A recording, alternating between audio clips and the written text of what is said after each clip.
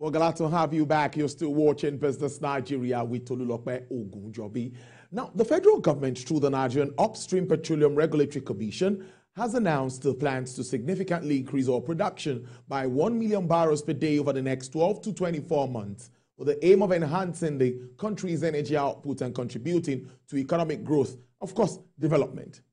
The initiative now is seeks to boost current oil production capacity from 1.6 million barrels to 2.6 million barrels per day. That's by 2026.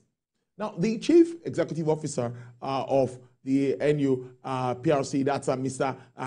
Benga Komolafe, stated this during an event celebrating the 3rd anniversary of the Commission's establishment. That was on Monday in Abuja. He highlighted that the project represents a collaborative industry-wide initiative designed to develop solutions that will unlock additional oil production in both the short and medium term. He also called for support from stakeholders at this time to make this become reality. Onome Jonathan Olarotimi is the business development lead. She's based in Lagos, but she's joining me from Abuja, Cyper Crescent. Did I get that? Cyper Crescent Limited. She joins me live from Abuja. Thank you so much. It's good to have you, Onome, on the program. How are you today? I'm fine, thank you. Thank you to Lope for having me on your show. Thank you very much. I do appreciate this. Thank you. All right, then. Let's start with your reaction to this. This looks like a tall order to me. 1 million barrels per day for us to increase production. I don't know. You were at that meeting. How realistic is this in your thoughts? Well, I would say it's realistic and it's also very timely at this point of time in Nigeria. So I think it's the way to go, and all stakeholders were present in that room. So if we have to enhance production, if we have to optimize what we have currently, I think that platform was the first place to start. So kudos to Engineer Komolafe and kudos to Engineer Komolafe and his team for such an initiative. And it was also a positive thing to have all the major stakeholders in the house. So present at that event. So I think it's the way to go. And I think this is achievable with the right mindset, with strategic collaboration, and with the necessary technology. I think this is very achievable. And there's also a possibility of going beyond what we've actually achieved with all measures in place and with all stakeholders integrating all that they have in view. So it is very achievable. Okay, that's a good one. But you know the challenges. You would agree with me. We are all Nigerians, and we know the challenges. I visited some of this all location that's in the Niger Delta with a crew, and we saw where the pipelines are being ruptured. And, you know, you see the size of pipelines that are used for this process. You know that this is not just done by just anyone. So how do we consider oil theft, pipeline vandalism? We're losing a lot to that, and we still think that we can get 1 million barrels at the moment with what we have.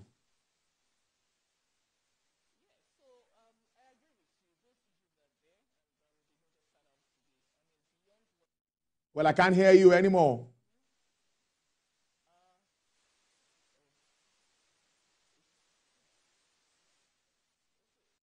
Can you hear me, Onome?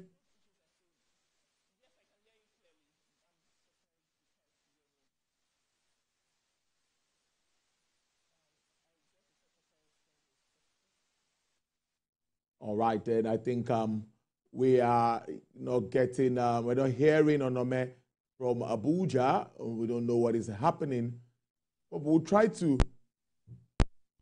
Okay, Onome, are you there now? Hello, Onome, can you hear me? I can hear you very well. Good. Go ahead now, please. To hear me.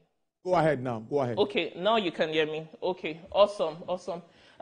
Thank you. So I'll go over that again. I think what I heard you say was the issues we have in the oil and gas industry. And you mentioned vandalism, pipeline, and all of that. Yes, I'll say beyond that, there are still other issues. You know, there are issues of pipeline integrity.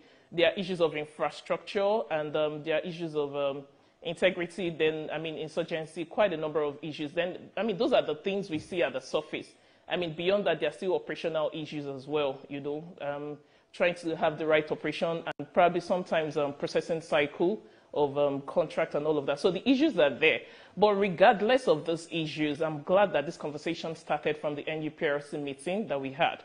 So I think once all stakeholders choose to do what they have to do, once they play their roles intentionally, including the security agencies, I think these issues can be mitigated over time. So there are short-term issues. I mean, technology is also in place, you know, to give signals to the security agencies once there is intrusion into pipeline areas. Then also investments in all those pipeline issues, so those are being fixed as we speak as well. So major players, independent players, major producers, independent players, and then also service providers, they're all coming together, including the government and host communities. So putting all those resources together, everybody playing their own role, I think these short-term issues are going to be mitigated, and regardless, the production is definitely going to be increased.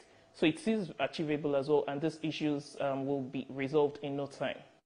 Okay, now let me follow up with that and ask you, you play a role in the technology space. I know of that, and you know, so tell us the role technology would fit in. Where do you fit in all of this? I've heard from now that we can monitor pipelines, monitor movement of crude and all of that. So tell us your role here. Okay, well said, Tolulope, and thank you for this question. So talking about the role technology will play, it's quite enormous, and we can go on. So on the longer term, technology is going to help you not just only incremental produce this oil that we're talking about. It will just help you meet your target. It can also help in reducing your OPEX, that's the operating costs in producing those oils. So it also helps you to take proactive measures in terms of oil failures as well. So technology has done a great role, and not just technology, innovative technology, because these are dynamic things that go on and on. So in the case of doing this, what you can do is you work with the major producers, you work with the operators of the assets, you work with marginal field owners, and you work as a team, you collaborate with them. So we have lots of technologies in place. I mean, for example, it helps you make critical business discussions, critical business investment decisions. So for example, you're looking at an asset and what the asset can produce, and you need funding partners to come into place as well, collaborative measures. So what you do is you can leverage technology to do a forecasting process, meaning how much can my asset produce within a short time of time, how much can my asset produce, and how long can this asset produce. With that, you can do some rough economics, take it to the bank, and it plays a role. Then also technology can help you with proactive measures in terms of your well operations. You don't want your well to fail. You don't want your well to break down in between. So your technology can help you know when it's time for you to do some well maintenance and all of that. Then also, you don't want to make decisions in silos. You want to make holistic decisions. So what technology will do for you is integrating something called data democratization. So with the right data that you have, you integrate all this data, and you can know how much reserves you have and how much you're able to produce within a given time. And this results that for operators have been using, they've been able to get at least 99.9% results. I mean, so they don't just go down there to drill, but leveraging innovative technology, they're able to take proactive measures and make some critical business decisions. So technology is very key. Beyond oil and gas, you would agree with me that technology plays a great role across other industries as well. So that's what I would say. Well, you know that government at this time is also looking so much at gas production, you know, LPG, cooking gas, and even CNG for vehicles and all of that. So all of this is also moves in the same oil and gas space. What are your thoughts also with regards to how that would help complement the challenge that we face at the moment? You know what I'm talking about. A liter of petrol is over 1,000 naira, and people are trying to look for alternatives here. So what do you make of government's effort at taking advantage of gas reserves, proven and unproven reserves? Yeah, so thank you for that. I would call that divestment approach. You know, we are not just going to depend on what we can produce from oil alone. We also have to start looking at divestment areas. I mean, recently I've seen power plants being acquired by the major players in the country as well. And then we've started looking at commercial gas, commercialization of gas. So divestment is definitely the way to go. CNG is the way to go. But then we are looking at energy transition as well. We are transiting from what we currently, we are looking at transitioning from non-renewable to renewable. So if we're looking at that pathway, then I think it's also very key that we ought to start exploring as much as we can in terms of production and use it to divert to other areas like gas, CNG, which is also commendable. If we don't do that, other countries are going to do that. So it's the way to go, and I don't think it has any negative effect on production. They all work hand in hand, and the idea is to ensure that the country, Nigeria, goes forward in making this critical business divestments as well. Operators, major players are also looking at divestments in the area of gas and CNG. So it's well welcome, and they complement each other. No showstopper. Of course, we operate in an international space, and crude oil business is international business. It's the big boys deal in that market. So what is your outlook considering the geopolitical issues that we see, tensions in some cases? I think there was a bit of increase in price of crude sometime yesterday, today. I don't know what the figures are really looking like, but it's about $70-something per barrel. What do you make of all of this moving forward? How will it, of course, affect Nigeria, an oil-producing nation? Yeah, so on the long run, I think eventually the price is going to really come down and be more affordable to people once we take all these initiatives in place. So like I mentioned earlier, all the issues such as vandalism and pipeline integrity, since we've already started having those discussions at the NUPRC meeting, and all stakeholders playing their role in ensuring that we progress these great ideas, I think things will get better. So I'm very optimistic that we're not just going to have incremental by 1 million barrel. We can do better, and all the bottleneck issues that we're having, they will eventually be mitigated, and if possible, on the long run, be eliminated. So regardless, I think we're doing well. We all should just play our roles, and then we should also look into collaboration, So we don't want to have marginal field owners that got their license trying to work in silos. So you probably want to consider partnership with funding partners. You want to consider partnership with service provider.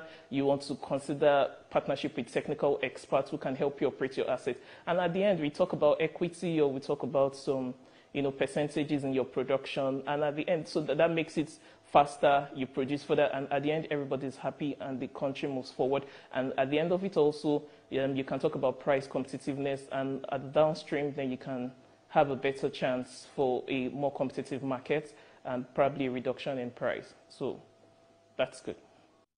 Onome Jonathan Olarotimi, Business Development Lead at Cypher Crescent Limited. Yes, I got that very right now. Thank you so much for joining the program. I hope to see you in Lagos. I will have you in the studio to talk more about the energy space when next year you're in town. Thank you so much. I do enjoy the rest of your day.